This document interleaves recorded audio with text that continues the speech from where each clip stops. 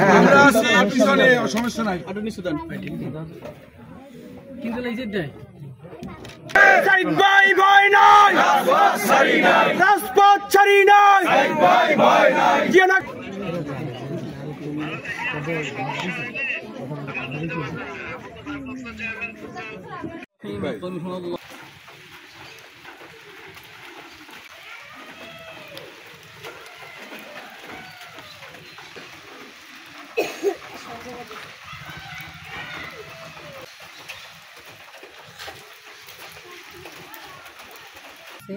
আগে আমি বৃষ্টিতে ভেজতাম মাইফুলা নিয়ে।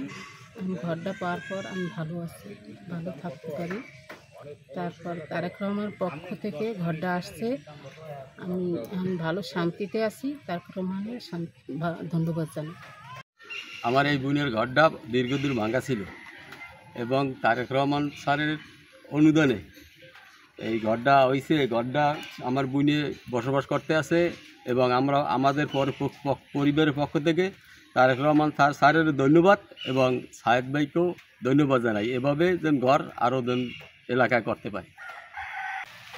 আমাদের এই ঘরটা এক সময় ভাঙা ছিল, টাকার অভাবে আমরা হয়তো ঘরটা ঠিক করতে পারি নাই। এখন আমরা তারেক জিয়া রহমানের জন্য, তার উপহারের জন্য আমরা এই ঘরটা তৈরি করতে পারছি।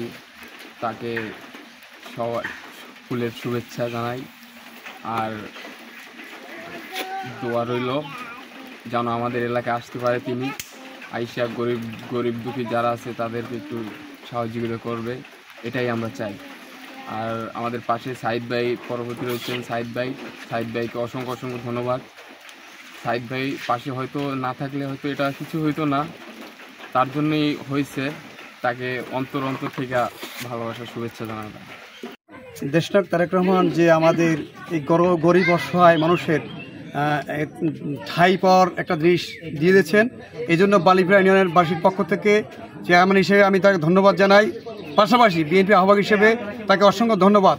এবং তার এই যে দেওয়ার ভিতরে মানুষের যে অর্থাৎ থাকার যে স্থান হয়েছে, এই এলাকার মানুষ এই বিষয়ে খুব খুশি। এবং দেশনায়ক তারেক রহমান যে আমাদের মাধ্যমে মানুষের ভিতরে যে মিশে গেছে, তার যে আন্তরিকতার ভিত্তিতে উন্নয়নমূলক কর্মকাণ্ডে যেমন একটি ঘর দিয়েছেন অসহায় মানুষ থাকার জন্য, সে এই বালিপাড়া ইউনিয়নের বাসীর পক্ষ থেকে আমি তাকে শুভেচ্ছা অভিনন্দন জানাই এবং তার জন্য দোয়া করি। ইনশাল্লাহ সে আগামীতে এই বালিপাড়া থেকে বিপুল ভোটের মাধ্যমে ইনশাল্লাহ সে ধানের শীষের যে ডাকিয়ে দেবে ইনশাল্লাহ নমিনেশন সেই জিতবে এবং সবাই দোয়া করি, আমরা যেন সেই ইনশাল্লাহ সুস্বাস্থ্য কামনা করি।